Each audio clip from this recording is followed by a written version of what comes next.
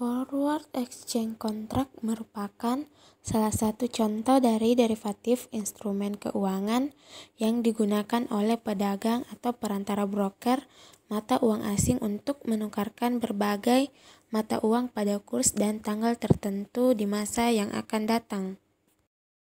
Jadi, forward exchange contract ini semacam perjanjian melakukan transaksi dengan harga tertentu dan pada waktu yang telah ditentukan di masa depan sesuai kesepakatan dalam kontrak.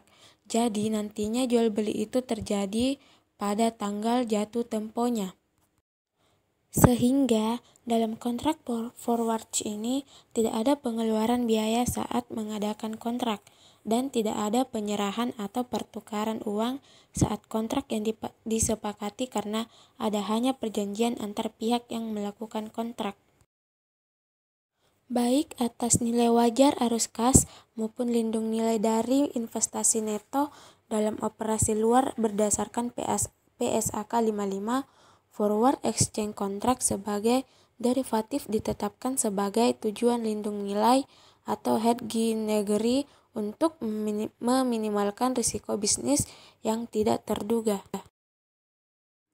Jadi, sebagai sarana lindung nilai atau hedging, kontrak forward ini digunakan untuk meminimalkan risiko dari pergerakan harga atau fluktuasi nilai aktiva yang mungkin terjadi sejak kontrak ditandatangani hingga penyerahan atau pembayaran dilakukan.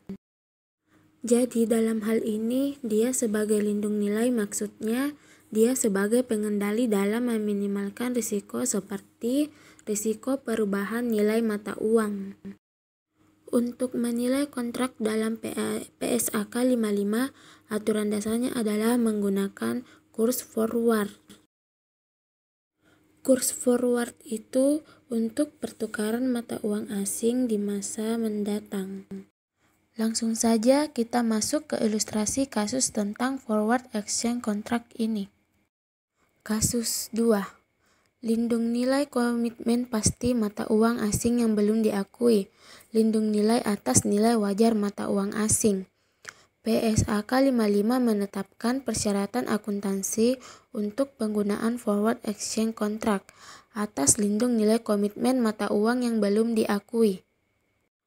Kasus ini menyajikan akuntansi untuk komitmen yang belum diakui masuk dalam transaksi mata keuangan uang asing yang diperlakukan sebagai lindung nilai dengan tujuan melindungi kemungkinan perubahan dalam nilai wajar dari komitmen pasti, misalnya peralatan yang akan dibeli atas perubahan kurs mata uang asing. Jadi, komitmen mata uang asing di sini maksudnya perjanjian atau sebuah kontrak yang dinyatakan dalam mata uang asing yang menimbulkan transaksi mata uang asing pada waktu kemudian. Misalnya, perusahaan Indonesia melakukan kontrak membeli peralatan dari perusahaan Singapura pada waktu di masa mendatang dinyatakan dolar Singapura. Kemudian, perusahaan Indonesia ini harus melaporkan penyesuaian terhadap perubahan nilai tukar sebab harga rupiah pada masa mendatang itu bisa saja naik atau turun sebelum transaksi sesungguhnya dilaksanakan. Biasa diistilahkan time value of money, nilai waktu uang. Selanjutnya mari kita lihat contoh ilustrasi untuk transaksi impor antara PT Induk di Indonesia dan Tokyo Industri di Jepang. Ilustrasi.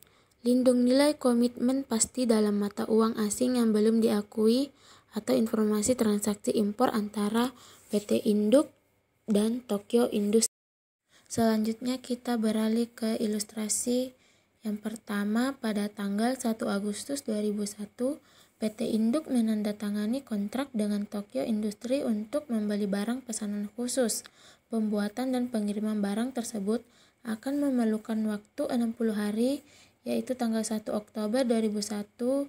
Harga kontrak adalah 2 juta yen yang akan dibayar pada tanggal 1 April 2002, yaitu 180 hari setelah pengiriman barang. Pada tanggal 1 Agustus 2001, PT Induk melakukan lindung nilai atas komitmen utang mata uang asing dengan forward exchange contract untuk menerima 2 juta yen dalam waktu 240 hari atau 60 hari sampai pengiriman ditambah 180 hari periode kredit. Kurs di masa mendatang untuk kontrak forward 240 hari adalah 81 untuk 1 yen. Tujuan forward exchange kontrak 240 hari ini ada dua, yaitu yang pertama untuk 60 hari dan tanggal 1 Agustus 2001 sampai 1 Oktober 2001. Forward exchange kontrak adalah untuk lindungi nilai komitmen mata uang asing yang dapat diidentifikasi.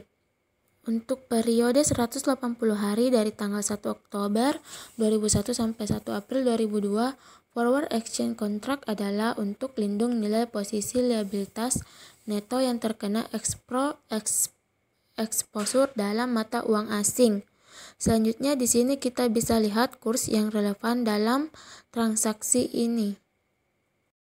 Nah, selanjutnya pada slide ini kurs yang relevan untuk contoh ini adalah yang pertama pada tanggal 1 Agustus 2001 nilai setara rupiah dari 1 yen kurs spot sebanyak Rp75, kurs forward Rp83 atau 240 hari.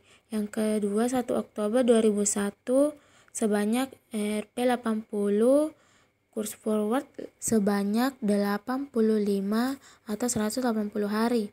Pada saat pengirim perusahaan masuk dalam forward exchange kontrak tersebut belum mempunyai nilai wajar neto karena piutang mata uang asing sebesar 166 juta sama dengan utang rupiah berdasarkan kontrak.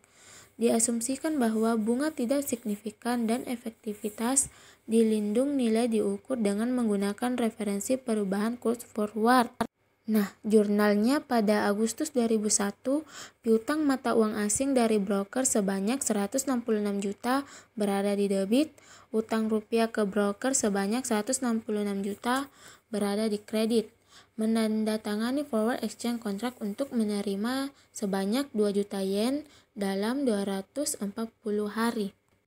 Nah, jadi ceritanya itu kita perlu menandatangani kontrak pembelian barang seharga 2 juta yen, tapi dibayarnya nanti pada tanggal 1 April mendatang. Karena pembuatannya barangnya itu memerlukan waktu sebanyak 60 hari atau sampai tanggal 1 Oktober 2001 barang itu baru selesai dibuat dan dikirim. Namun, baru dibayar 180 hari setelah barang itu dikirim pada tanggal 1 April 2002 sehingga kontraknya ini berlangsung dalam 240 hari. Nilai kontraknya 240 hari itu diperoleh dari waktu pembuatan barang pada 1 Oktober 2001 yaitu 60 hari guna melindungi nilai komitmen mata uang asing ditambah dengan waktu pembayaran pada 1 April 2002. Selama 180 hari setelah barang itu dikirim sebagai lindung nilai posisi liabilitas neto yang terkena ekspor dalam mata uang asing atau ekspor itu adalah harga suatu mata uang relatif terhadap mata uang lainnya. Makanya kita mempunyai utang usaha sebanyak 2 juta yen karena dibayarnya kemudian pada 1 April itu. Namun karena barang juga sampainya dalam 60 hari ke depan setelah tanda tangan kontrak, makanya kita juga mempunyai piutang sebanyak 2 juta yen atas barang itu. Jadi, jurnal pada tanggal 1 Agustus 2001, perusahaan menentukan nilai komitmen untuk membayar yen atas utang usaha di masa depan menggunakan kurs forward. Untuk menerima 2 juta yen dalam 240 hari ke depan, dicatat berdasarkan kurs forward yang berlaku pada tanggal 1 Agustus 2001. Di mana setara rupiah dari 1 yen itu sama dengan sebanyak 83 rupiah berdasarkan kurs forward. Jadi 2 juta yen dalam nilai rupiah sama dengan 166 juta atau 2 juta yen dikali 83 rupiah. Makanya kalau dibuat jurnalnya per tanggal 1 Agustus 2001 itu seperti gambar tersebut. Kemudian pada tanggal 1 Oktober saat barang itu telah diterima, Maka berdasarkan PSAK 55, forward exchange contract itu dinilai kembali sesuai dengan nilai wajarnya atau nilai saat barang itu diperoleh. Maka harus dilakukan penyesuaian kontrak forward ke nilai wajarnya terlebih dahulu. Ini masih menggunakan kurs forward. Namun, nilai kurs forward pada saat barang ini diterima itu berbeda saat masih tanda tangan kontrak, di mana per 1 Oktober 2001 nilai setara rupiah dari 1 yen meningkat sebanyak Rp85 dari Rp83 pada saat 1 Agustus yang lalu. Sehingga timbul keuntungan dan kerugian yang harus diakui, namun utang usaha dalam yang yen dicatat di saat persediaan itu diterima. Maka ayat jurnal per 1 Oktober 2001 dicatat seperti dalam gambar ini.